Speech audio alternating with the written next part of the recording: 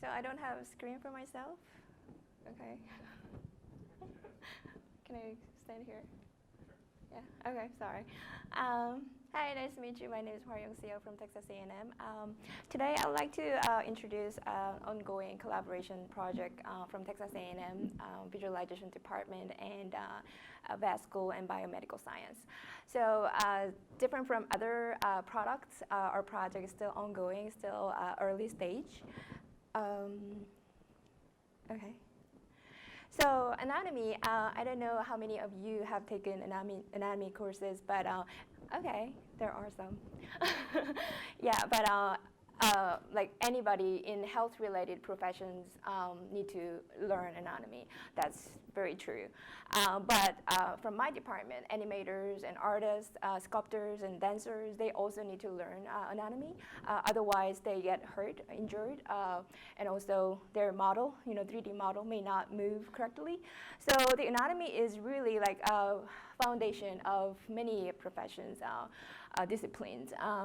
There are lots of materials, as all you know, like thick, textbooks and graphics and text, a lot of text, models, and every students make their own flashcards for studying, but there are too many materials, So from our preliminary observation with focus groups, so they have their own set of materials, but they use different combinations for different settings. For example, for individual study or group study or lab study, they have different collections of materials. Of course, cadaver dissection is maybe ideal for anatomy studies, but it is limited accessibility. They can do only certain time in certain times and certain locations. So our collaboration is not just about making AR tool for anatomy education, but we are focusing on, okay, what's out there, what's good for now, what's good traditional materials, and how can we augment those materials with new technology. Could be augmented AR tools, could be VR, could be wearable computing. And then I have this picture because we actually have a collaborative class with visualization students and biomedical science students. Actually, they paint this skeleton on their body, and then actually dancers move with that, and then they can actually see the movement with this. So it's part of art practice and a part of study anatomy. So hopefully you guys can get the idea. Okay, thanks. So our approach, there are a lot of tangible materials already in augmented, anatomy education. And also, as I said, there are too many materials. They need to be connected. Otherwise, you always flip the books and then don't find any information. So we focus on tangible and augmented reality, the term coined by Billinghurst. Basically you hold the material, and then you augment the material on top of it, right? So in Texas A&M vet school, they get a bone box, like the real dog bone boxes, to learn. Sorry, can I move back? To learn anatomy, but the bones, don't have any markers. There is no information. So how they learn is, how they study is, they hold one bone on one hand and they flip the books and okay, what is this? How they match. So it takes forever if you just started to learning this, right? So we really want to augment that with digital information. So we tested with Muberio BT200 and also iPad and computer. For different study settings. So for example, Muberio is good for just one person, individual study, and also some kind of demo is good. And also iPad and also computer, it's good for group studies or lab studies, something like that. So we focus on first prototype, the right side. We focus on osteology, just present the information about the bones and the parts of the bones. And the second one, we focus on the movement. So when students move the bones, and actually it shows the related muscle movements. So since we created this like 2 years ago, and 3D recognition wasn't very good, and we mixed like 2D markers and 3D markers through Vuforia.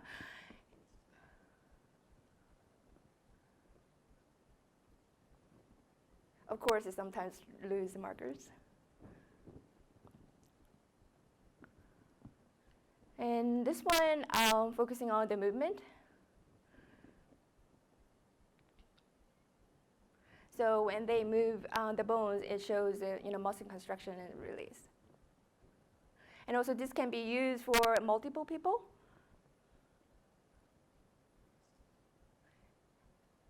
It's going to show sometime soon.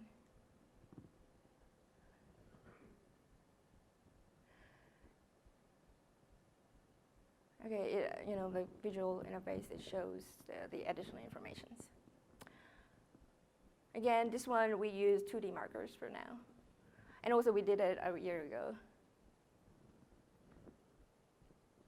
Okay, so as I said, we're really focusing on traditional material already working because I hate to say this, but people in medical science or veterinary science, really want to keep the traditional one. They don't want to just buy new technology. Okay, that works, right?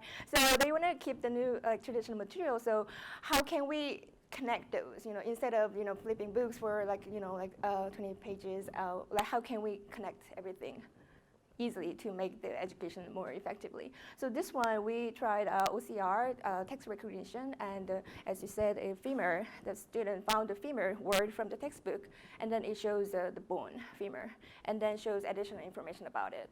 And right now, because this is a preliminary study, so we have very limited bones for this one, but for the future project, we're going to have all components integrated. And also they can store their own, they can have their own note. So for this one, go to this book, this page, something like that. And also OCR good for this, you can actually scan the text from the screens and other mediums. So it's been useful for students, I guess. So summary, our project, we really focus on traditional material, like tangible material, and we are trying to connect those materials using augmented reality and new technology. And we are really looking at different various study conditions, collaboration in Texas A&M, and we are actually conducting user studies with the vet school students. That's it. Thank you.